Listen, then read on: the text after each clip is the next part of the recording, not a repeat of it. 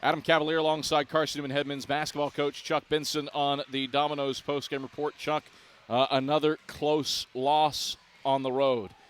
Tusculum, Newberry, now Limestone, all decided by 4 points or fewer. This one by 2 with a shot to tie in the final moments. Limestone shoots better than 50% on you. First time that's happened all season long. What did the Saints do to knock down shots today? Kev, I blame you and you alone for bringing to my attention that stupid stat, which I had no idea about until you mentioned it. Then I was the idiot that went and told the team about it. So, let's just backtrack that to me making a big deal about something that I should never say anything about it. But, yeah, I mean, we came in here and showed a level of resilience and determination in the face of adversity. You lose Trip Davis basically going in at half.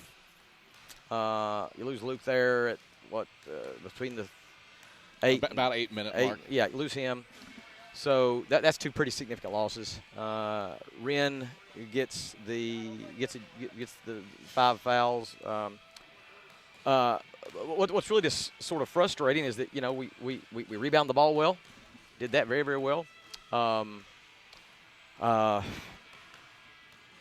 Started strong at Newberry. You mentioned those games. Started strong at Tusculum. But we've sort of struggled to sustain. I mean, I'm sitting there watching this team as are you. Same team, same guys minus John Zhao. And we can't score. We can't score. I mean, consistently. And I don't understand it because, I mean, I guess you have to say to some degree, well, maybe opponents are making it more difficult. I don't see that. I don't see that really necessarily in real live action. I don't see it on tape. I see us getting shots that we're missing a lot of times. And, you can do anything. You can defend all you want. And we are, I think, a great defensive team. We rebound the ball well. But at some point, you got to figure out a way to either take those stops and generate points or take those rebounds and generate more points. And you have to be able to score in the half court versus set D. And you saw, what was 21-7, I think? We were up 21-7. 21-9. 20-9.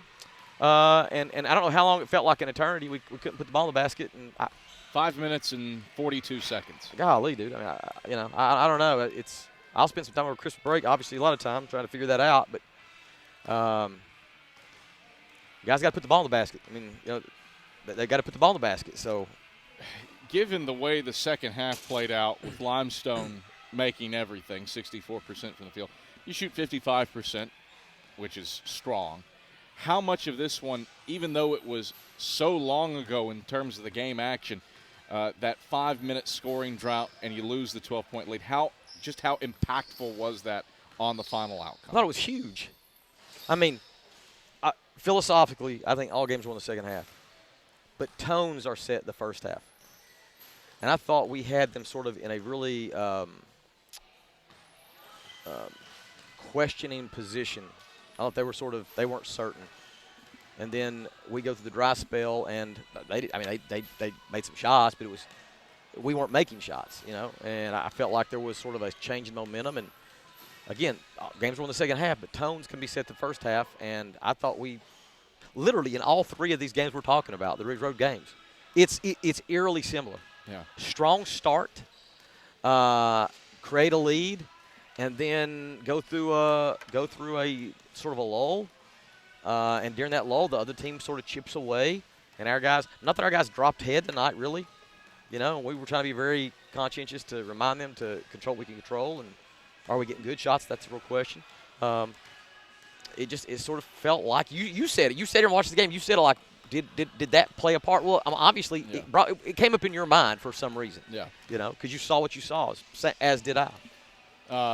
Without Tripp, without Luke, without Wren for a substantial portion of the second half, what can you say about the job of Nick Brennigan and John Zhao, a COVID freshman and a true freshman, to come in and play the way they did down the stretch run to give you a chance? Well, it's I hate they were put in that situation. I mean, Tripp's thing was fluky. Literally the last few seconds of the first half, his knee buckles on that drive, and came out second half, and Brian our trainer was like, hey, if he can go, he ain't much he can do. And I mean, you saw it from the get-go, he couldn't go.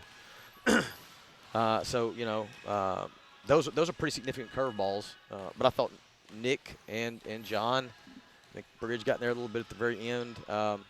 Those guys tried to do their part, and like I said, we had a chance to. Well, technically we were down 2 with ball last possession there, and make it 3, you win it, make it 2, you tie it. And EJ attacked the rim, sort of bobbled the ball a little bit. I think he was actually considering passing the ball to Bryant as he went airborne, who's on the other side of the lane. It's a good experience for those young guys. Man, we're all the same. Kev. We love comfortability. We love the warm fuzzies, and this wasn't warm or fuzzy. And now you go home for Christmas, and it's the ultimate damper.